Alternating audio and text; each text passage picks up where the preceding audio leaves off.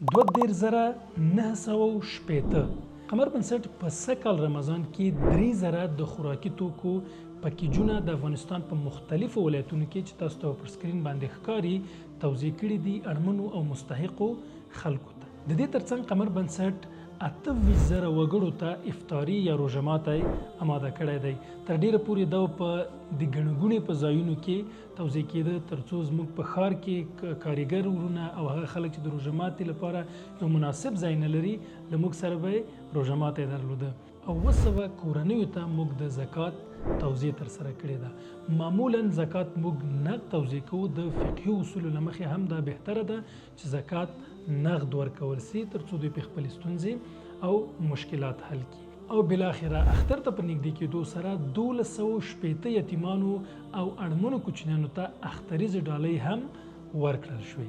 دا ستاسو هغه مرستې وې چې قمر بنسټ په رمضان کې په دغو مهمو برخو کې توزیع کړې وې. موږ له تاسو ځانګړې مننه کوو چې د قمر بنسټ سره او دې ترڅنګ د افغانستان د اړمنو هیوادوالو ترڅنګ یې او لاسنیوی کوئ.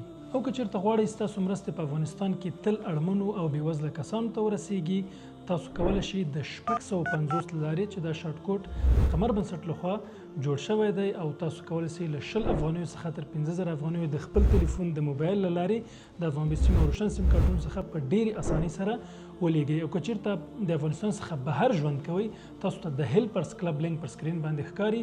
تاسو د دې دواړو لارو څخه کولی شئ په ډېرې اسانۍ سره په دوامداره توګه د قمر بنسټ په ټولو مهمو او اساسي پروژو کې ونډه واخلئ. دا هغه مرستې وي چې تاسو د 650 شارټ کوټ او دې ترڅنګ د هیلپرز کلب لینک او معمولا د آفلاین حوالو له لارې قمر بنسټ ته لیږلې وي او موږ په دغو مهمو برخو کې مصرف کړئ. نو که چېرته تاسو غواړئ د تل په څېر له موږ سره په دغه سفر او کاروان کې ملګري اوسئ تاسو ته لینکونه په سکرین او ډسکرپشن کې ښکاري او معمولا له دغو لارو نه کولی شئ چې موږ سره یو ځای اوسئ.